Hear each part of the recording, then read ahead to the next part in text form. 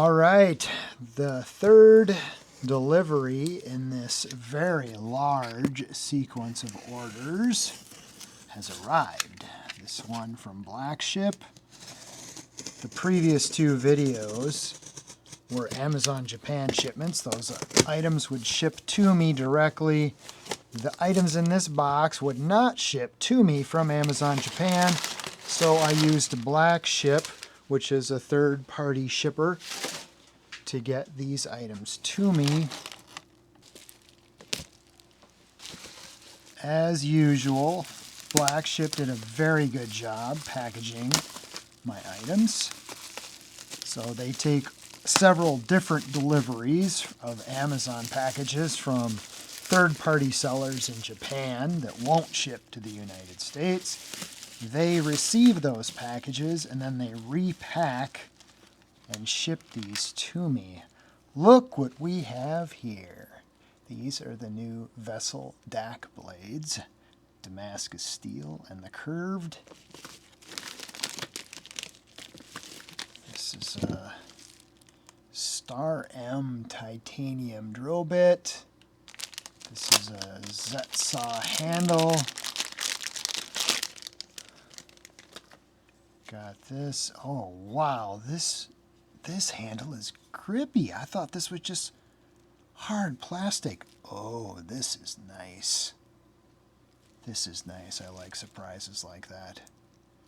I'm going to show this in another video. I have plenty to talk about regarding Z-saw handles and blades and changing blades. Some of you already know where I'm going with it. And this is the blower that I have been collecting accessories for before I even had it. So this is the new 40 volt XGT blower. Obviously, this is not the blower that is OPE. This isn't outdoor power equipment. This is just the type of blower that you use for a shop or other things, construction sites, things like that. See? That's a cute little blower. Okay. Oh, there's a bag. Gee, I wonder what the bag is for. Okay, that's a lot smaller than I thought it was going to be. That's okay. It's all right. So this is the UB002G. It's made in China, but I imported this from Japan. I don't even think this is available in the United States, at least not right now. April of 2025. When it works as a vacuum, it draws all the stuff through the impeller. Don't know what to think about that.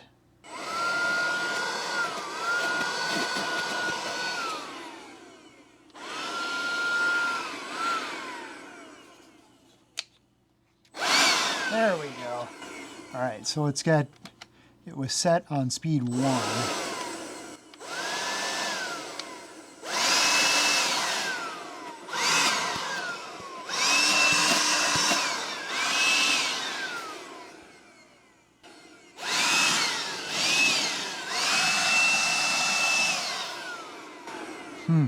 Interesting.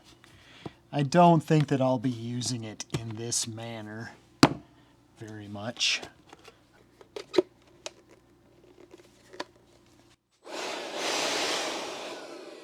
Accessories that I got for this were this hose, which of course would probably make more sense here,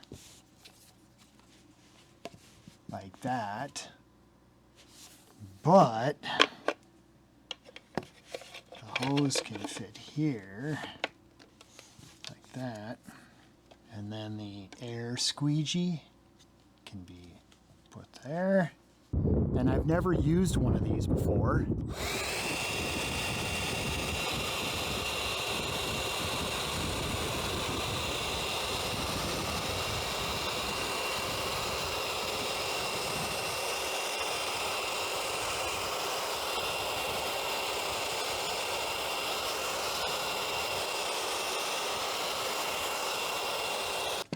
So the other accessory is this one.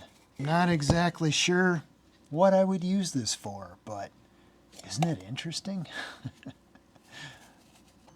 Okay, good. So those accessories do work on the vacuum hose. Don't get these two hoses confused. They're not the same. This one clips into the Makita vacuums. Here's where I really wanted to put this, is in this station here, and it doesn't fit. So no matter how I try this, it does not fit in this Milwaukee 2-drawer pack out. I'm not sure if they have a 1/3, 2/3, 2-drawer configuration in a pack out yet. For this right here, that would be perfect if they did a 2/3, 1/3, 2-drawer. Because I really wanted to keep this blower by this station. So what I'm thinking now is doing some kind of a holster. The other blower does fit in the 2-drawer Milwaukee pack out easily. There's extra junk in there and it still fits in there really nicely. So just an FYI, this air duster I love for doing this kind of thing, but this one is higher volume and a little more power to it, I guess is the right word.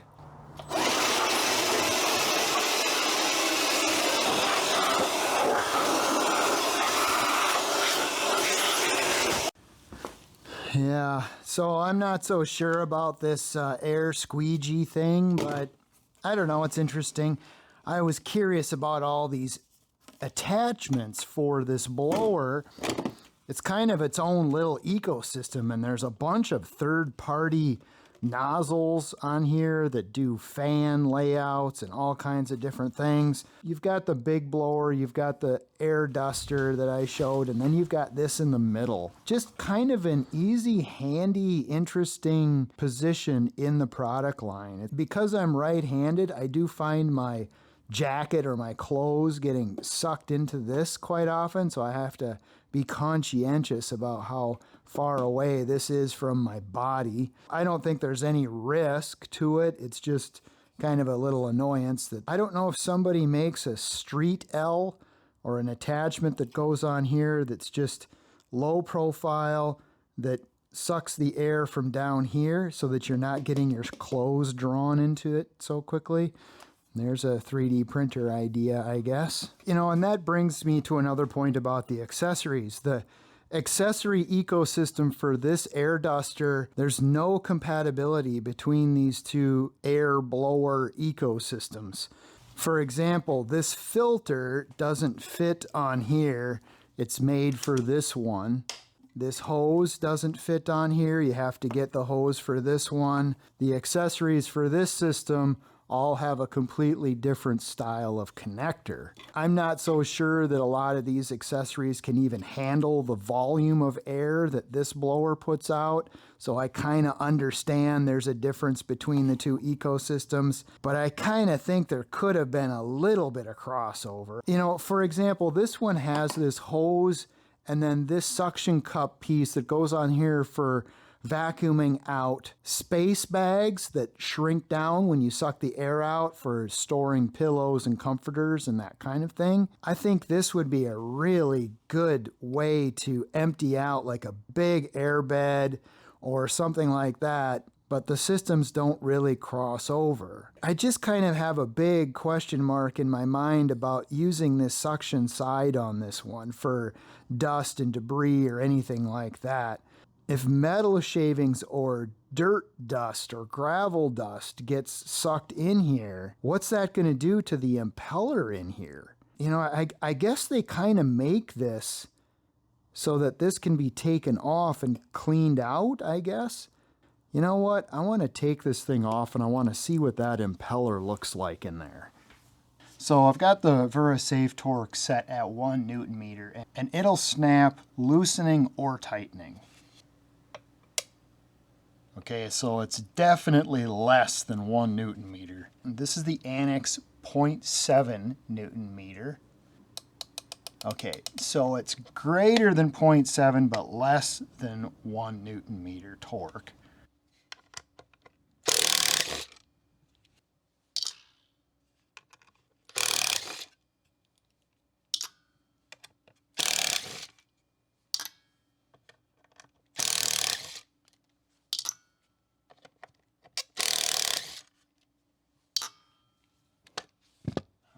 Let's see what we got here. So, did they make it nice and easy to remove for cleaning out the impeller? Okay, we've got a clip up here. This isn't making me feel confident that this is meant to be taken apart and cleaned. Not intended to be removed easily. Okay, maybe I'm wrong.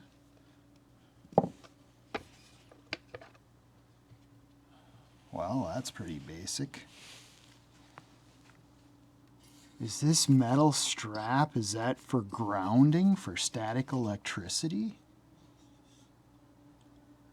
So this impeller has two sides to it.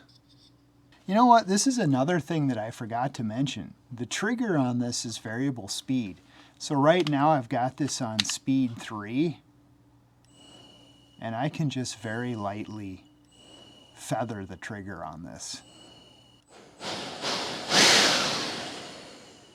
That's probably not a good idea. Let's take that battery off.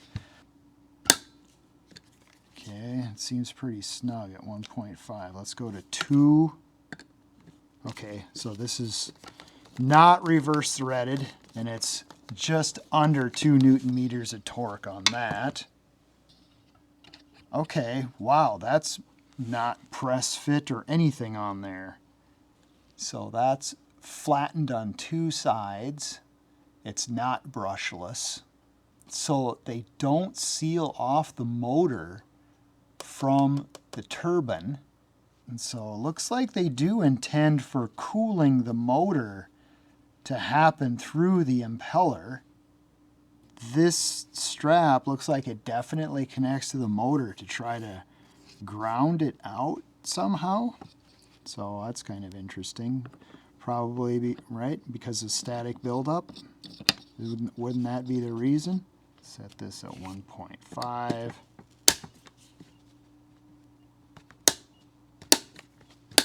Alright, I think 1.5 is going to be good.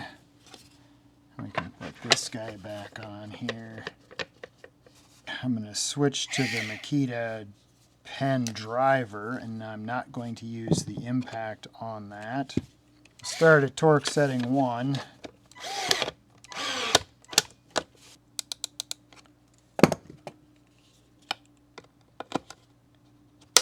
Okay, well, okay, so clutch setting 1 it is. Not much trial and error needed there.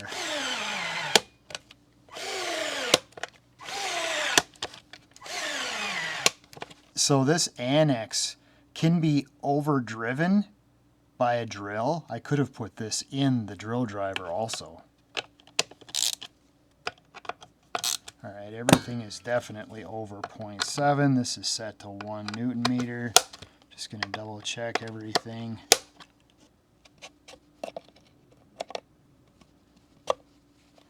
Just like that.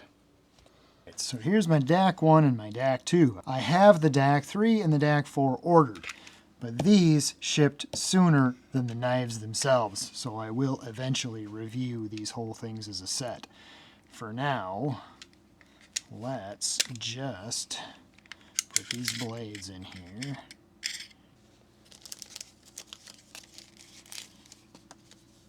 That is a one-of-a-kind Damascus steel design. They say that each one is unique. They don't all look the same. I'm not sure what they're doing there, but it's not Damascus all the way through, so it's not like truly layered Damascus. How are they making it unique from blade to blade? When I get my other knife, it will have a Damascus blade in it, and then I'll have 2 and I can compare them. So we'll take a look at those later. And then here is the curved one. I think putting the curve on there makes a lot of sense.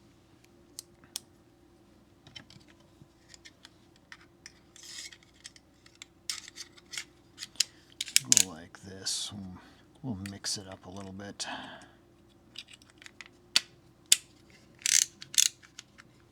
Whoops, it's backwards threaded.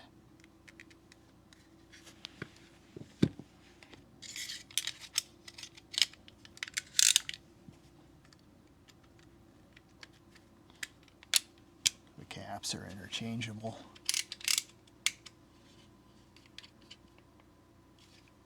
And there's the Damascus blade. How about that? When I get my DAK 3 and 4, I'm going to do a big video on the DAK 1, 2, 3, and 4, and I'm going to do my research and make sure I get all my details right and my ducks in a row on that one. I'm not going to demonstrate this handle. I'm going to make another video about these Zetsaw handles and blades, and I will suffice to say, this is a really nice handle. I thought it was just hard plastic. It's not. It's actually got some kind of a grippy coating on it, because this green part here is smooth plastic, and that's the base plastic. This is an overmold of some kind, and it is really nice. I really like this. I also like the color on that. So this is a Star M 3mm tapered drill bit. This one is titanium coated. I've got some other Star M bits. These tend to get hot, so I think that the titanium coating makes sense on this. And then just a quick note, some comments on a previous video about the razor saw blade that fits in a utility knife. Seems like people were thinking in terms of drywall and that kind of a thing, and I guess it makes sense. I guess what I was thinking of was more cutting off dowels and plugs flush. Somebody made a comment about protecting the teeth on this, and I think I know what they mean, because you know, when you're sliding a utility blade in and out of a utility knife, you could potentially dull those teeth. That's true. You kind of got to be careful about that. But if you're careful about it, the utility knife becomes the protection for the blade. And then you can throw this in a toolbox loose without worrying about that delicate blade getting damaged. But for drywall, I reviewed this OLFA in the past, and I don't have any scraps of drywall handy, but this OLFA blade for drywall and plunging, I think this is where you want to go if you're thinking in that direction. Check out this OLFA product. I'll put links to this in the description of this video. Snap-off blades on one side, and it's got the drywall plunge blade on the other side. All right, if you feel inclined, feed the algorithm for me. Stay tuned, and thank you for watching.